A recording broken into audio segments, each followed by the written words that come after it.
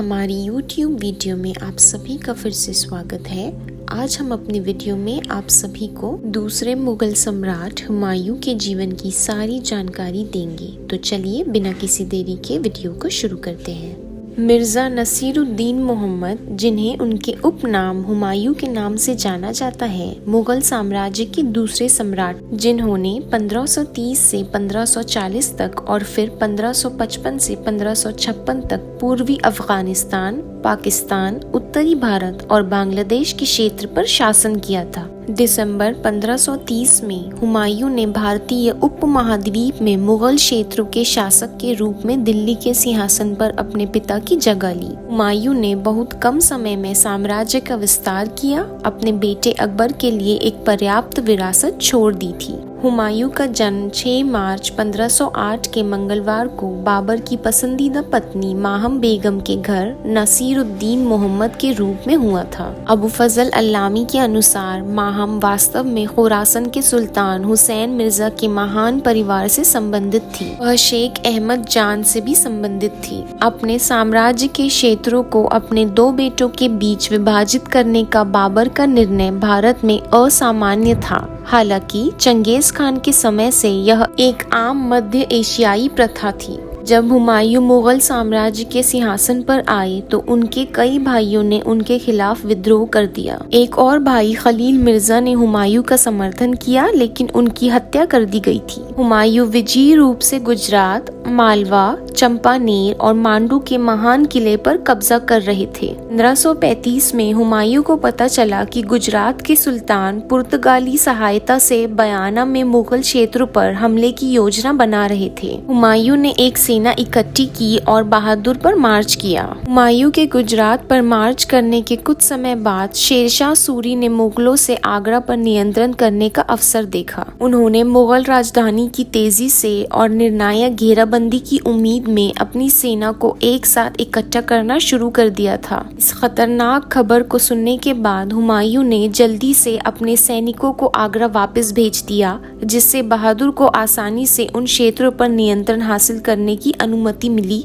जिन पर हुमायूं ने हाल ही में कब्जा कर लिया था। फरवरी 1537 में हालांकि बहादुर की हत्या कर दी गई थी, जब पुर्तगाली विसरॉय के अपहरण की एक असफल योजना एक आग लड़ाई में समाप्त हो गई थी, जिसे सुल्तान हार गए थे। जबकि हुमायूं साम्राज्य के दूसरे शहर शेरशाह से आगरा की रक्षा करने में सफल रहे, बंगाल की विलायत की राजधानी गौर को बर्खास्त कर दिया गया था। हुमायूं के सैनिकों को शेरशाह के बेटे के कब्जे वाले किले चुनार को लेने की कोशिश करते समय देरी हो गई थी, ताकि उनके सैनिकों को पीछे से हमले से बचाए जा सके। जून 1539 में बक्सर के पास गंगा के तट पर चौसा के युद्ध में शेरशाह की मुलाकात हुमायूं से हुई। यह एक गहरी लड़ाई बनने वाली थी, जिसमें दोनों पक्षों ने खुद को पदों पर खोदने में बहुत समय बिताया। मुगल सेना का प्रमुख हिस्सा तोपखाने अब गतिहीन था और हुमायूं ने राजदूत के रूप में मोहम्मद अजीज का उपयोग करके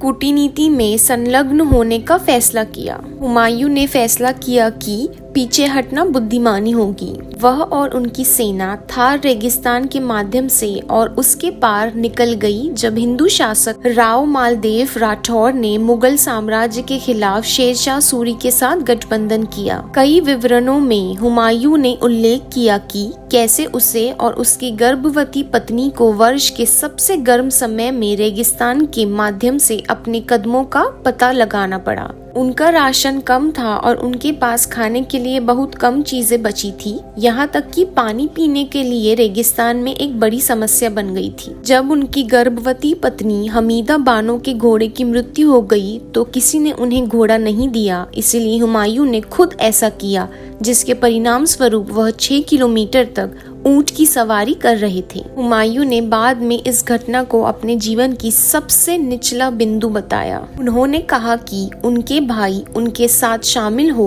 क्योंकि वह सिंध में वापस गिर गए थे, जबकि पहले विद्रोही हिंडल मिर्जा वफादार रहे और उन्हें कंधार में अपने भाइयों के साथ शामिल होने का आदेश दिया। हुमायूं सिंध के लिए रवाना हो गए क्योंकि उन्हें सिंध के एमिर हुसैन उमरानी से सहायता की उम्मीद थी, जिसे उन्हें नियुक्त किया था और जो जो उनकी निष्ठा का हकदार था। इसके अलावा उनकी पत्नी हमीदा सिंध से ही थी। वह सिंध में लंबे समय से बसे फारसी विरासत के एक प्रतिष्ठित पीर परिवार की बेटी थी। एमिर के दरबार के रास्ते में हुमायूं को यात्रा तोड़नी पड़ी क्योंकि उनकी गर्भवती पत्नी हमीदा आगे की यात्रा करने में असमर्थ थी। हुमायूं ने अमरकोट के नखलिस्तान शहर के हिंदू शासक के साथ शरण मांगी। एक बदलाव के लिए हुमायूं को उस आदमी के चरित्र में धोखा नहीं दिया गया था जिस पर उन्होंने अपनी उम्मीदें लगा रखी थी। सिंध के शासक एमिर हुसैन उमरानी ने हुमायूं की उपस्थिति का स्वागत किया और उनके प्रति वफादार थे,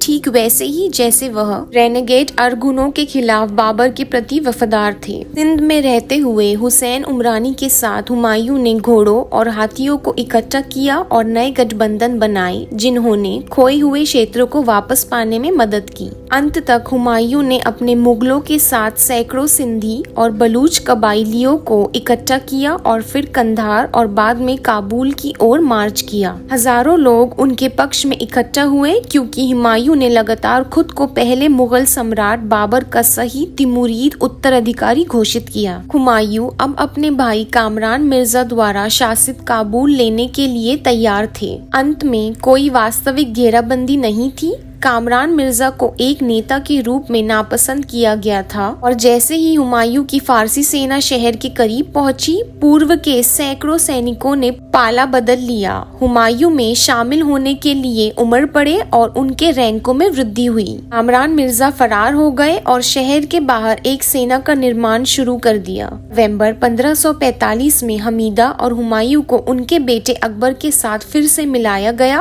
और एक विशाल दावत आयोजित की गई।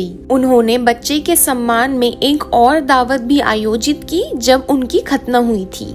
शेरशाह सूरी की मृत्यु 1545 में हुई थी। उनके बेटे और उत्तराधिकारी इस्लाम शाह की मृत्यु 1554 में हुई। इन दो मौतों ने राजवंश को त्रस्त और बिखर दिया। शासन के लिए 3 प्रतिद्वंदियों ने दिल्ली पर मार्च किया, जबकि कई शहरों में नेताओं ने स्वतंत्रता के लिए दावा करने की कोशिश की। मुगलों के लिए भारत वापस जाने का यह एक सही अवसर था। मुगल सम्राट हुमायूं ने एक विशाल सेना इकट्ठा की और दिल्ली में सिंहासन को फिर से हासिल करने के चुनौतीपूर्ण कार्य का प्रयास किया। 22 जून 1555 को सरहिंद की लड़ाई में सिकंदर शाह सूरी की सेनाओं को निर्णायक रूप से हराया गया और मुगल साम्राज्य को भारत में फिर से स्थापित किया गया। हुमायूं के सभी भाइयों के अब मरने के साथ अपने सैन्य अभियानों के दौरान किसी अन्य के अपने सिंहासन को हड़पने का कोई डर नहीं था। वह अब एक स्थापित नेता भी थे और अपने जनरलों पर भरोसा कर सकते थे। इस नई ताकत के साथ हुमायूं ने उपमहाद्वीप के पूर्व और पश्चिम के क्षेत्रों पर अपने शासन का विस्तार करने के उद्देश्य से